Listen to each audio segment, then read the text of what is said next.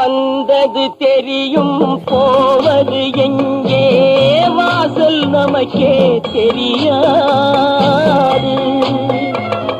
வந்தவரெல்லாம் தங்கிவிட்டால் இந்த மண்ணில் நமக்கே இடமேது.